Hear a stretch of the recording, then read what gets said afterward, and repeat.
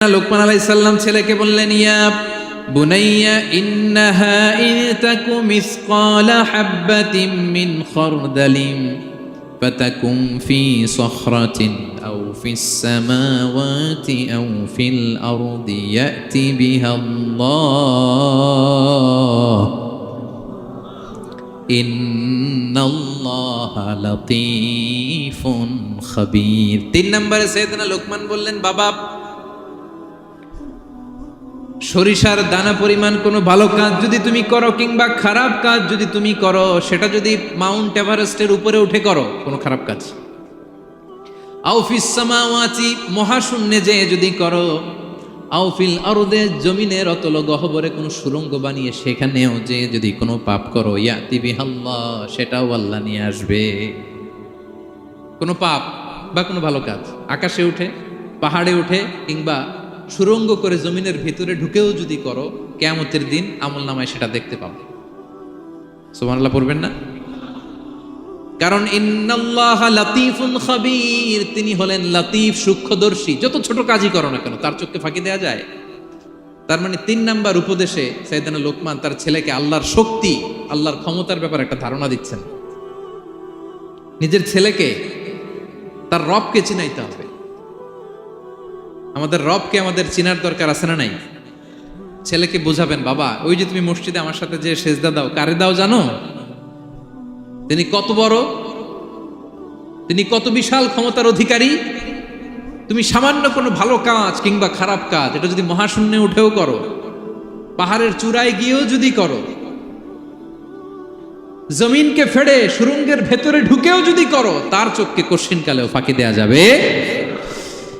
তার মানে 3 নম্বরে আল্লাহর ধারণার ব্যাপারে, শক্তির ব্যাপারে, ক্ষমতার ব্যাপারে, আল্লাহ তাআলার অথরিটির ব্যাপারে, ক্যাপাসিটির ব্যাপারে একটা স্বচ্ছ ধারণা দিয়ে দিল। তুমি জানো নাকি কোন রবের ইবাদত তুমি করো? গোটা দুনিয়ার সবার চোখকে ফাঁকি দেয়া গেল, আল্লাহর চোখকে কশিনকালেও ফাঁকি দেয়া যায় না। ঠিক কি না?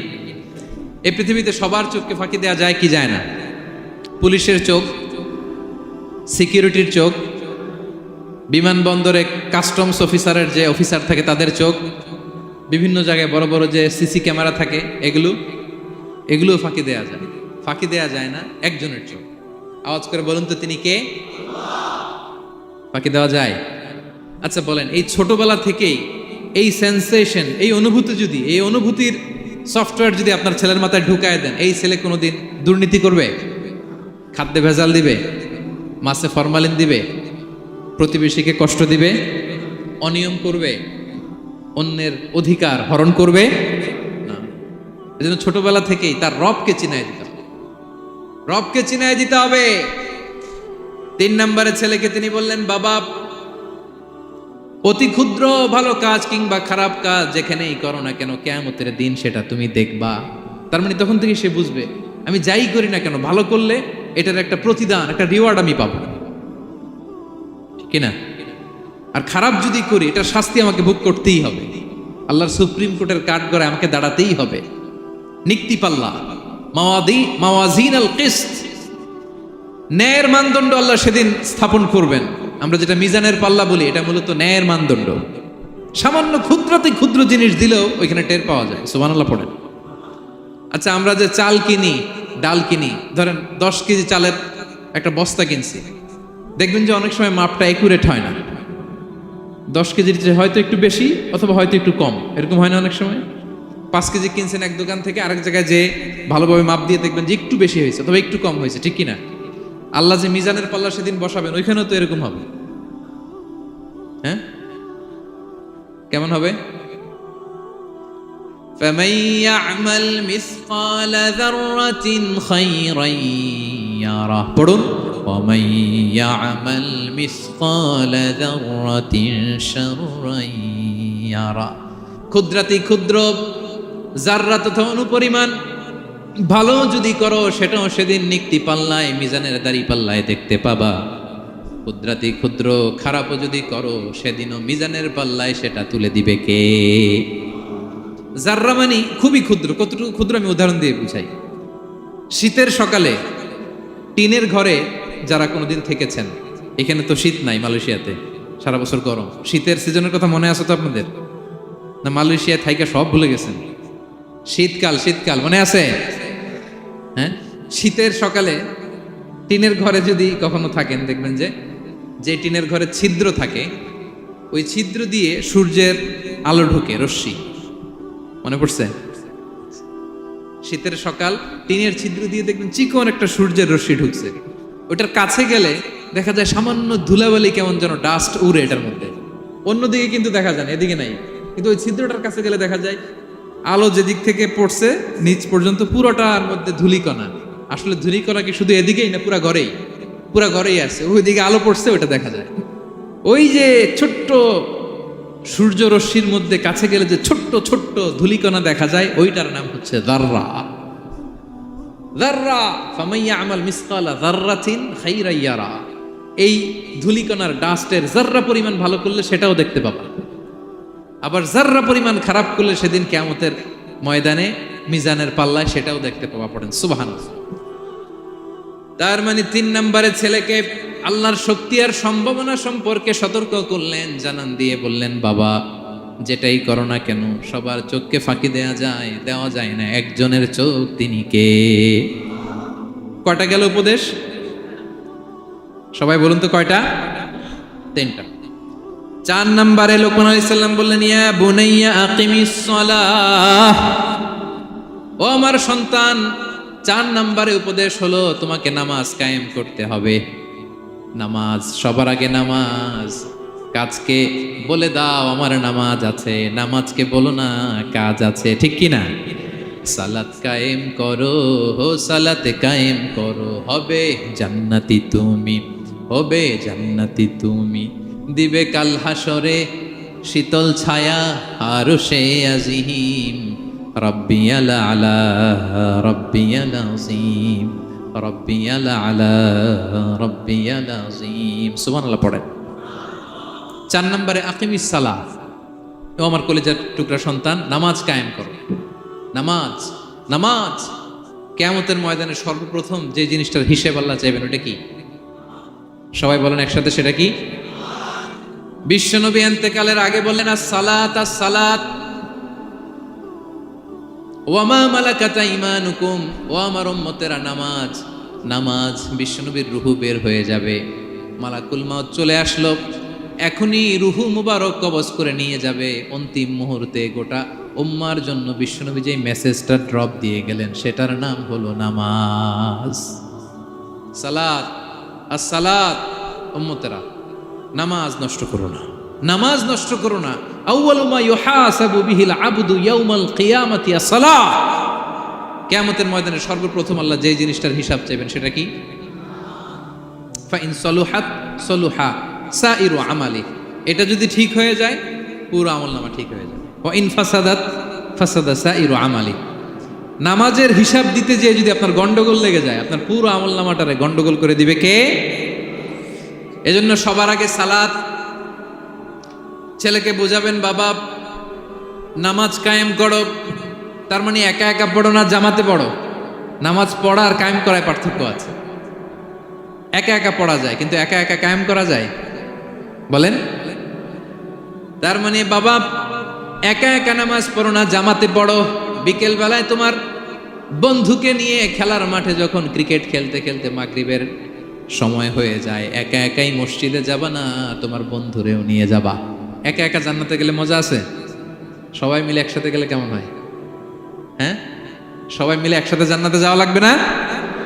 তার মানে ছেলেরে বুঝালেন, বাবা একা একা নয়, সবাইকে নিয়ে নামাজ পড়ো বাপ, জামাতে পড়ো বাপ, গোটা সমাজটারে মুসল্লি সমাজ বানাবা। এটার নাম হচ্ছে ইকামাতুস সালাহ। ছেলেকে বললেন, আকিমিস সালাহ, ও আমার কলিজার টুকরা বাজান, নামাজ কায়েম করো। বিষ্ণু ঈসা ইসলাম বললেন, মুরু সুবিয়ানাকুম বিস-সালাতি ওয়া হুম আবনাউ 7 সিনিন, তোমাদের ছেলে মেয়েদের বয়স যখন 7 হয় তখন থেকে নামাজের আদেশ করো। ওয়াদরিবুহুম আলাইহা, আর তাদেরকে শাসন করো। ওয়াদরিবুর অনেক অর্থ হতে পারে, শাসন করো, একটু রূঢ় আচরণ করো, প্রয়োজনে মৃদু প্রহার করো। যখন তাদের বয়স হয়ে যায় 10, বয়স হয়ে যায় 10 কিংবা তার উপরে, আমাদের ছেলে মেয়ে আছে বয়স, দেখি কয়জন আছে দিকে 10 বছরের, হ্যাঁ দেখছেন, কঠোর হইতে হবে আপনাদের যদি নামাজ না পড়ে, হাত নামান। 7 পর্যন্ত নিয়ে যাবেন সাথে করে। বয়স যখন 7 হয়, বারবার যখন সালাতের কথা বলবেন, সাথে করে নিয়ে দাঁড়াবেন। জুমার দিন মসজিদে নিয়ে যাবেন, মাঝে মাঝে নামাজে নিয়ে যাবেন।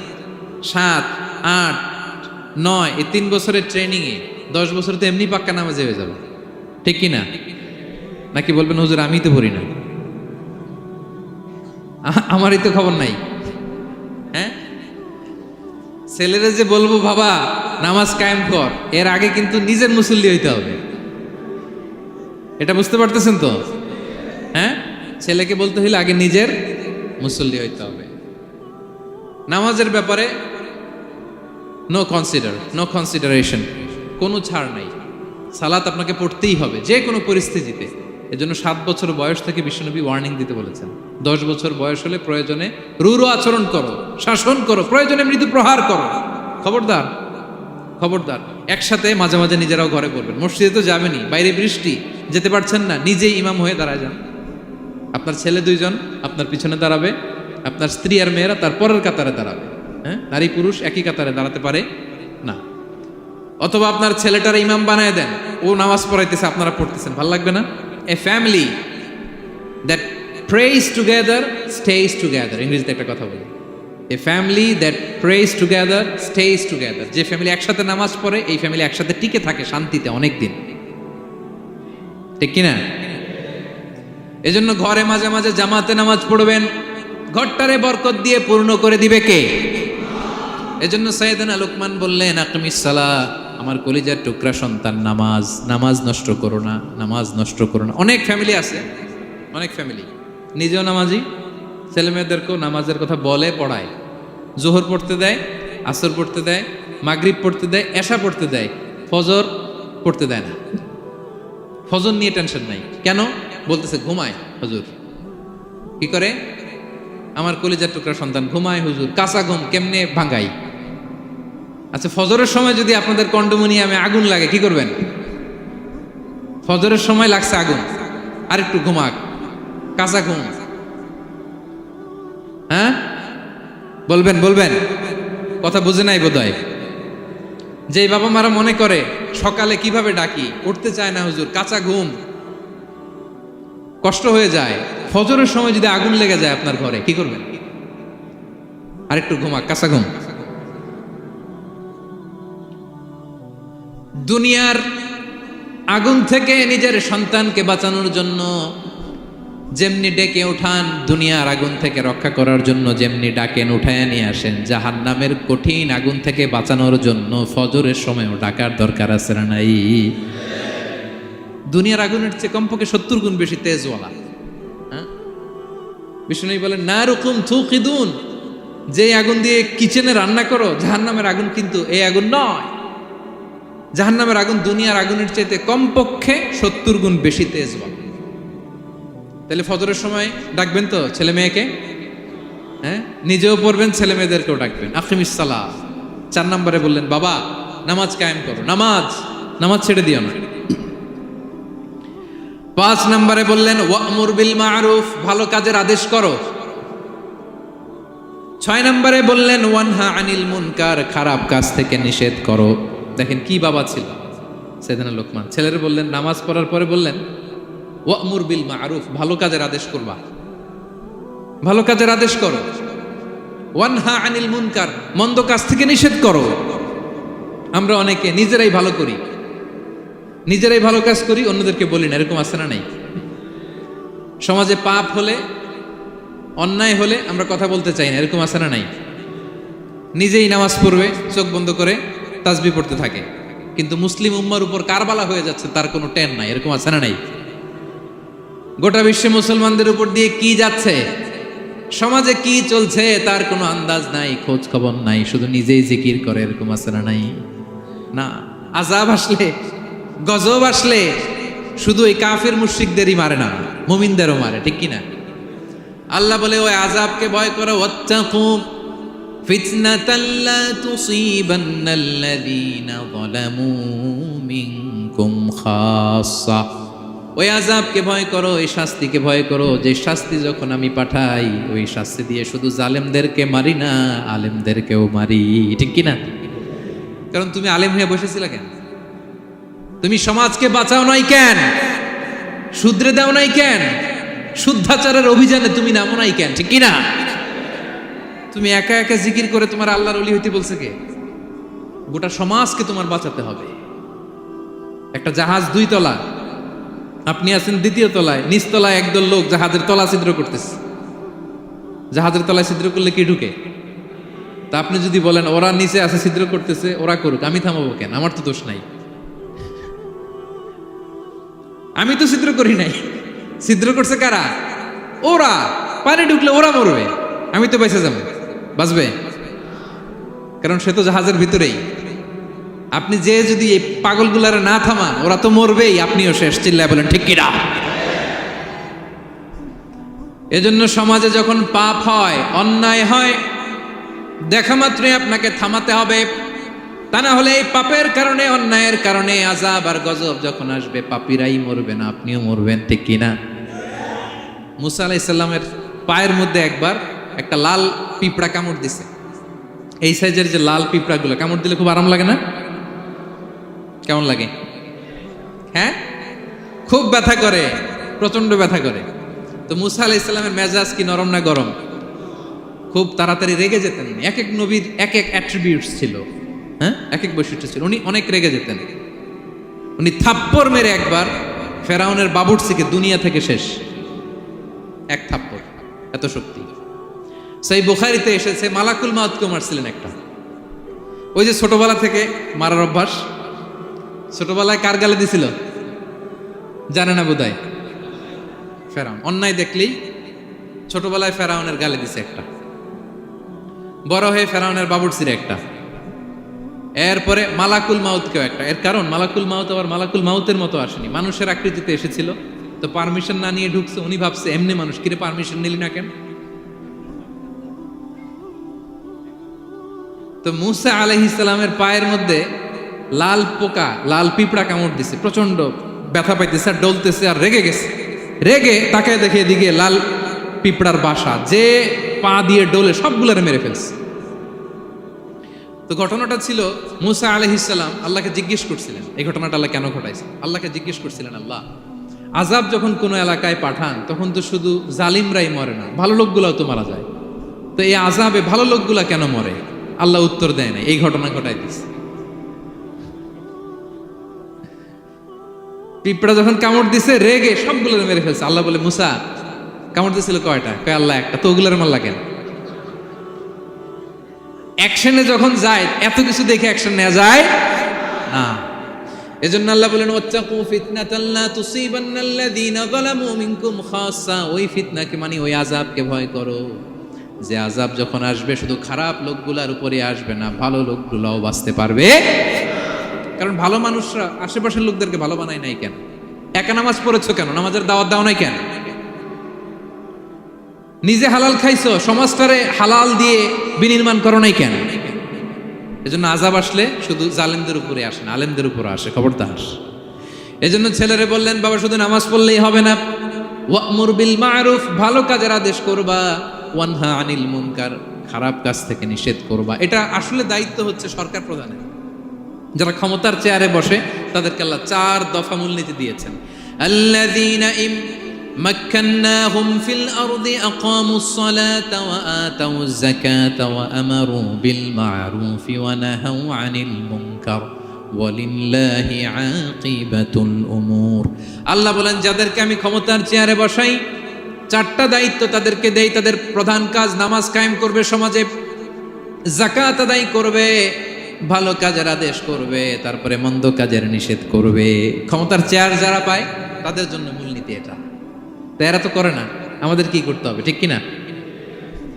ভালো কাজের আদেশ করতে হবে, মন্দ কাজের নিষেধ করতে। বিষ্ণু ইসলাম বললেন, মান রাআ মিনকুম মুনকারা, চোখ দিয়ে যে সমাজে খারাপ দেখে, ফালিয়ুগাইয়িরহু বিয়াদি, সেজন্য হাত দিয়ে ঠেকিয়ে দেয়। হাত দিয়ে। ফাইন লাম ইয়াস্তাতি' ফাবিলিসানি, হাত দিয়ে না পারলে মুখ দিয়ে। কারণ আপনার অনেক সময় এরকম পরিস্থিতি নাও হতে পারে যে আপনার এত পাওয়ার নাই যে আপনি হাত দিয়ে থামাই দিবেন, এরকম হয় না? অক্ষম, আমি পারি না। তখন মুখ দিয়ে কিভাবে পরিবর্তন করবেন বলেন, নাসিহা করেন, কাউন্সিলিং করেন, জনমত গড়ে তোলেন। ফাইন লাম ইয়াস্তাতি